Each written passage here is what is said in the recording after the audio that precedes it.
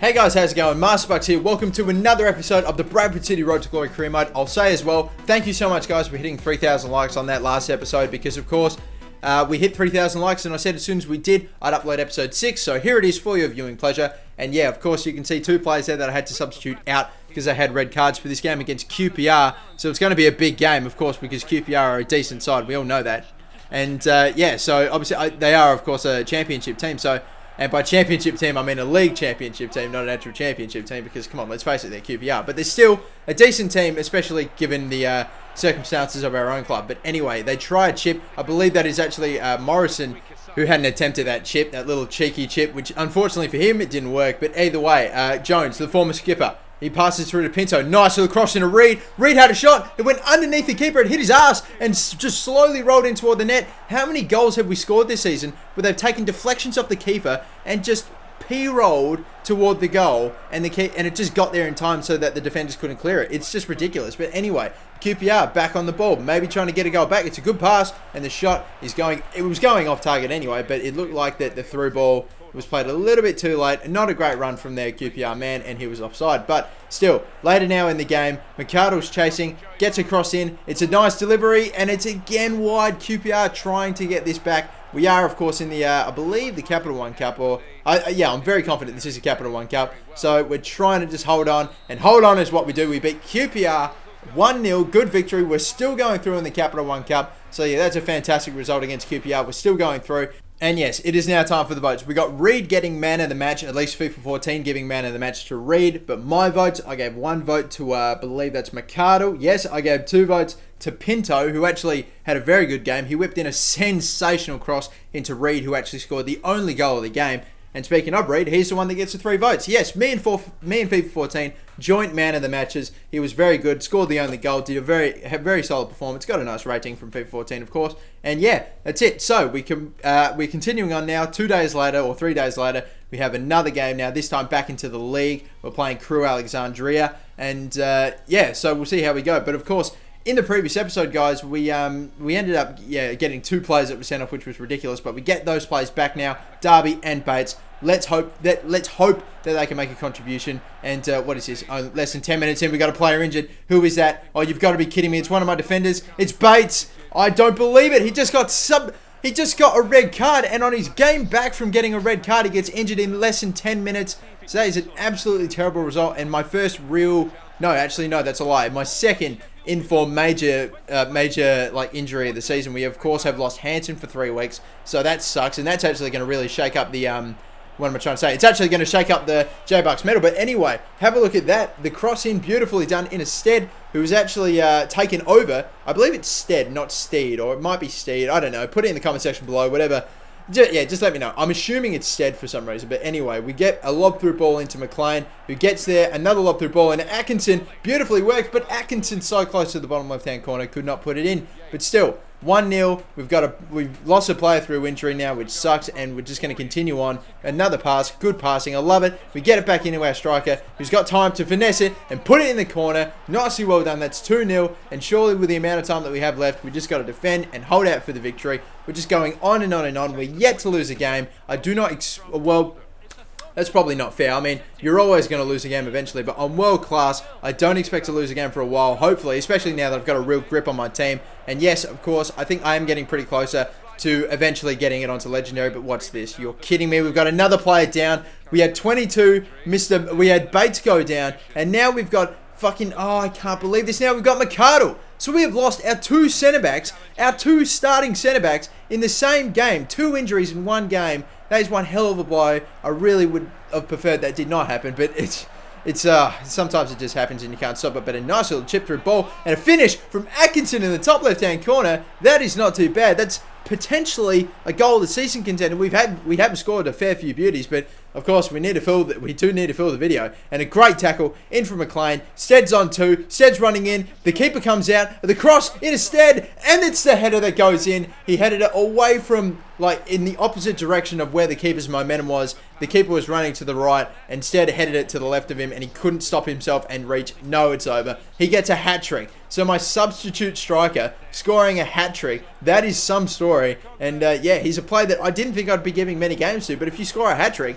then geez, I mean, I might have to. But yeah, no, Stead doing a very good job, the loaned-in striker, and we end up winning that game 4-0, despite losing 2 players to injury. So yeah, that is a little bit disappointing. But anyway, of course, the man of the match was Stead, who ended up scoring a hat-trick, so that is fantastic. But what did I give my votes for? Hang on a sec. I'll just get him here. Oh my god, I'm so unprepared for this. Anyway, I gave 1 vote in that game to Atkinson, who had a very nice goal. 2 goals into Bennett and 3 goals to Stead. I had to give them to him. You score a hat-trick, you're more than likely going to get the 3 votes. But yeah, Atkinson, Bennett and Stead getting the votes for those. And look at those. We get the report. We got Bates out for 3 months, and we have McArdle out for 1, which is absolutely it's a terrible result because we've lost our 2 starting centre-backs. So now we're going to have to rotate tons. We're probably going to have to put in Carl McHugh and Davies, and there's also a Taylor. Our 3, should I say, backup centre-backs. The 2 of them, Davies and Taylor, are getting a bit old, and they're sort of getting on a bit, but they've still got a very good rating in comparison to Bates and McArdle. And then we've, of course, got Carl McHugh. And look at that save. How did it not go in? He's missed an empty net. Colchester still 0-0. I don't believe it. Oh wow, Jamison. He saved the ball, he parried it, but he parried it right to a Colchester striker who's missed an empty net. I cannot believe it, but the cross comes in. Davies, a replacement centre-back, had an attempt on goal and nearly got it, but was unfortunately a little bit wide. He's got yellow hair. I don't know how I feel about that, but or yellow hair, or I don't even know. Why does it even matter? I don't know. But Giroux on the ball, trying to get past his man to get tackled. Falls to Doyle, who had a shot. Good strike, but unfortunately just a little bit to the right, and that was unintentional too. Anyway, continuing on, Colchester looking for a cross. Davies chasing, trying to make the tackle. He gets across in eventually. The save, it was a good save. I didn't know whether or not it was going to be deflected off him and going in or not, but McLean chasing from the throw, and Morozo's coming up forward now, makes a tackle, falls to McLean, who's in the middle. It's Giroux, who tries a header, and still no goals after 70 minutes now. 90 minutes, we're in stoppage time, and that's it. It's another 0-0 game, the second of our season. Just every now and again we just play a game and we just aren't able to score a goal, and it's frustrating. But at the same time, that very well could have easily been our first loss of the season, because how that Colchester striker missed that goal, I will never know. I think if I was playing on Legendary that he might have made it, but even for bloody semi-pro, how do you miss that? But anyway, man of the match in that game didn't actually go to one of my plays, which was amazing. But yeah, but anyway, that's the first time that's happened this season. 1 vote to Morozo, 2 to Davies, and 3 to Carlos Pinto. So yes, a replacement centre-back ended up getting 2 votes as well, which isn't too bad. And Carlos Pinto, I believe you might find that's his first 3-vote game. So Carlos Pinto, our future Messi, hopefully.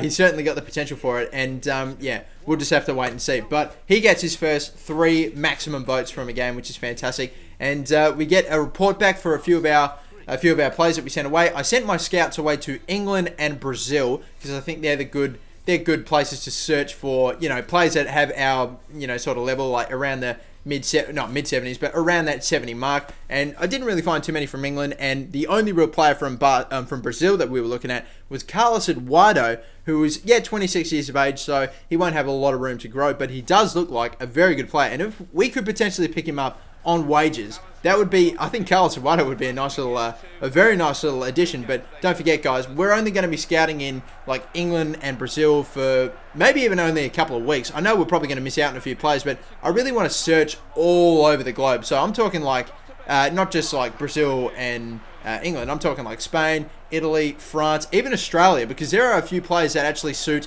the player, like around that 70 mark or even high 60s that are young, that are actually in Australia. There's a few good ones. There are a few little hidden gems, so hopefully we might be able to find a few. And because it's the A-League, we actually should be able to get them for pretty cheap on wages, because again, like you look at the wages of players in the A-League, we're talking like very much the same in League One, only like $1,000 or $2,000 bloody dollars. So yeah, you never know. It could actually end up doing quite well. But either way, we tackle, we clear again. We nearly conceded, and against Oldham Athletic or Foot Club, I don't really know. Against Oldham, we'll just call them that. But yeah, we send a through ball there. He does get in front of it. Giroux, he gets fouled.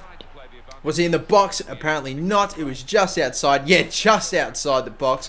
Oh, that's frustrating. But hopefully it's a chance for Reed to curl one into the top left-hand corner. What's he going to do? Powers it up. Gets over the wall, but just over the bar as well. Very disappointing. And yeah, we're not going to surely do another 2 back-to-back 0-0 games. That would be so frustrating. Anyway, we keep going.